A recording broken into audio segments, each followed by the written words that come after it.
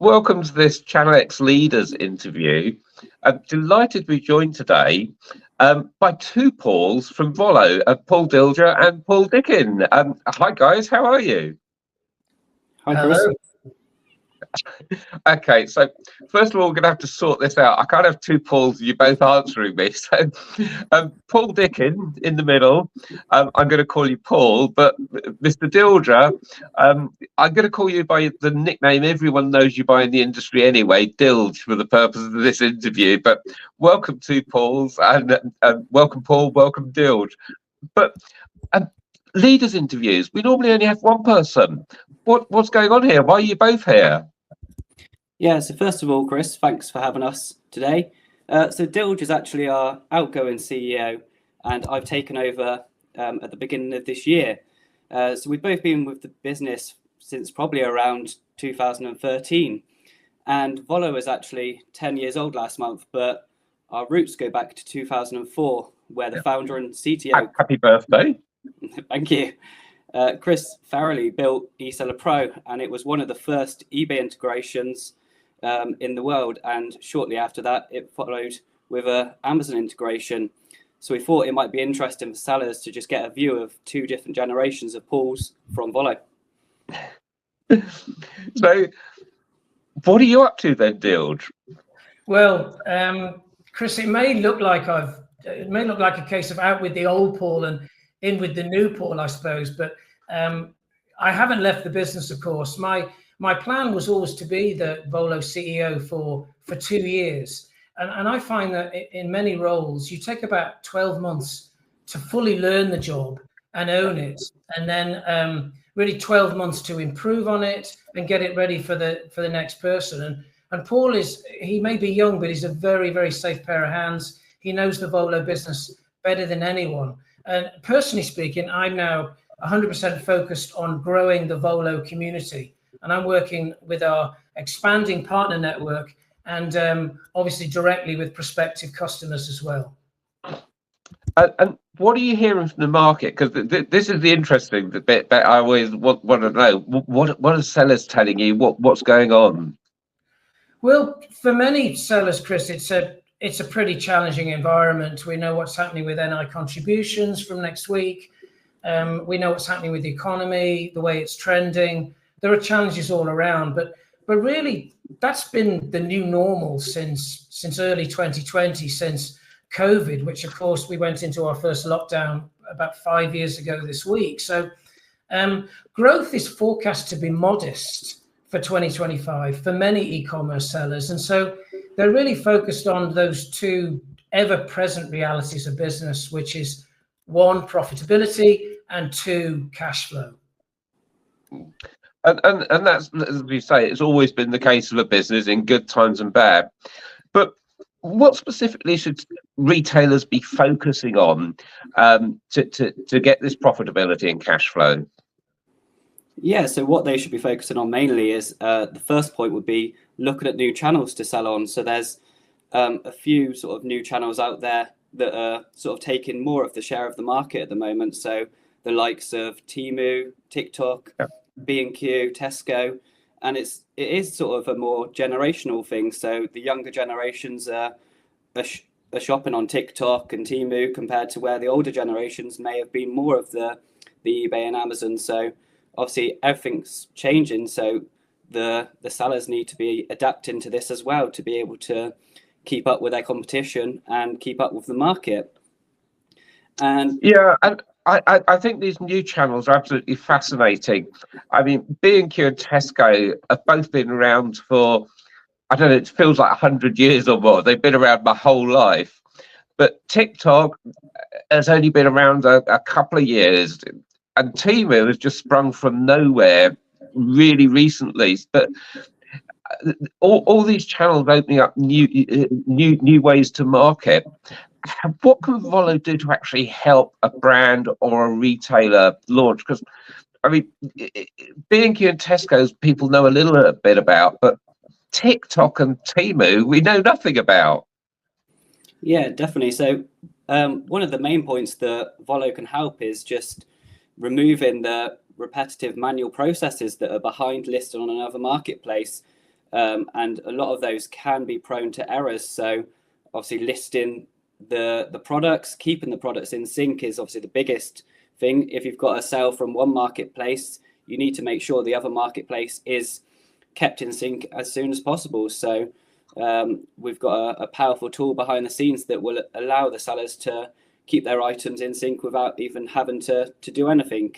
It removes that process for them and allows them to ensure all of their stock levels, and just gives the buyers a better experience as well, because they're not purchasing items that may be out of stock.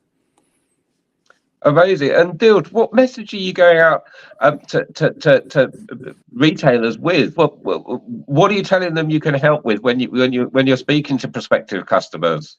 Well, Chris, I mean, our message hasn't really changed over the years, because we're essentially in business to help e-commerce sellers scale up their business. So that's not a question of growing the top line. It's a question of growing profitably. And so we approach it from the angle that the more you can automate your business, the more you can grow top line sales, but also the more efficiently you can service those sales, and so grow those bottom line profits. And that's really why we try and automate as much of a company's end-to-end business as we can, for all the main places where they sell. And that's why we describe ourselves as e-commerce ERP, so enterprise resource planning, that whole end-to-end backbone of the business. And Volo's, it's a very robust system. So we're a particularly good fit for customers who have complex requirements, 6-figure or 7-figure SKUs, thousands of orders a day or a month or a week,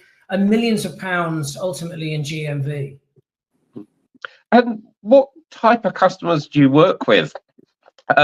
What type of business should be considering Volo? Yeah, so we work with established sellers that can be across any sort of categories, but we're particularly strong in the automotive category. So like Dilge mentioned, that we can support 6 to 7-figure SKUs, which is obviously most of the automotive category do have large SKU counts. So we're particularly strong in that, but we also support the categories like tech, home and garden, clothing, shoes and accessories. And our largest customers are basically successful brands that are doing 8 figures. So their GMV is in the sort of tens of millions of pounds. And many of those customers as well have been with us for over 10 years. So it shows how we can support them from their sort of journey maybe earlier on, and help them grow onto other marketplaces and grow their GMV alongside it as well. So this is really interesting, because you've mentioned a whole range of business categories there, from automotive, which, as you say, is millions of SKUs for every car going, to tech, home and garden, clothing. Is it kind of a one-size-fits-all business then? Because you've got an offering for everyone.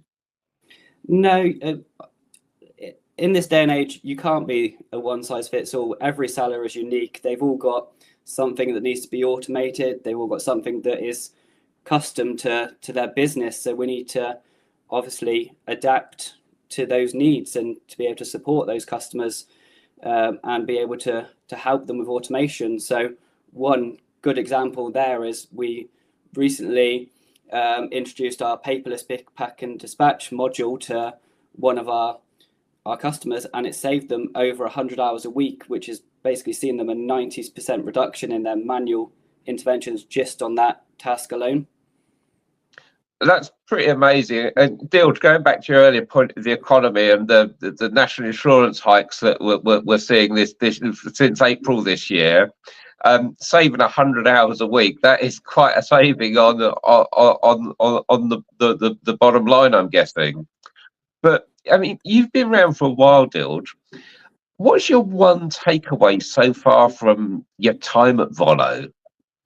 Well, thanks for reminding me of my longevity, Chris. But don't worry, I've been around just as long. Not quite. I'm sure you've got I've sort of got the edge on you by a few years. But I think the one thing that sticks out for me is the e-commerce seller community, to be honest. And I've worked for probably something like 35 years now, and the last 25 of those have been in software.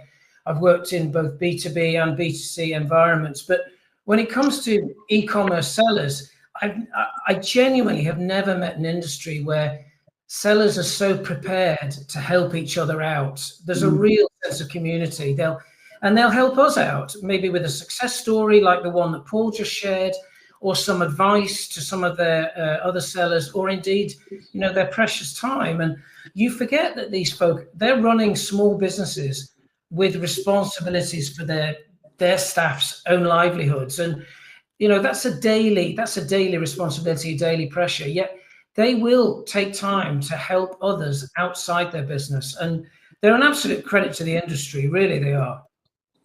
Yeah, and I think that's one of the best things about e-commerce. And I have been to one of your seller days before and seen the networking and the sharing of ideas. And I think it's just fantastic. Even people in the same industry happy to share tips with each other, which is absolutely. So I guess the big question is, if someone's interested, having watched this video, how do people get in touch with you?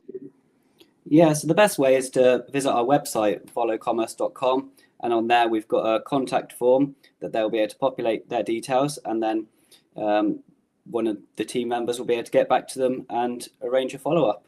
And then you can also follow us on the usual socials as well. Yeah, of course, and I'll pop a link just below this video for your LinkedIn contact details as well if someone wants to get in touch direct. But Paul and Dilge and Volo, thanks so much for your time today. Our pleasure. Not quite in sync there, more practice needed, but thanks so much. Yeah, thank you.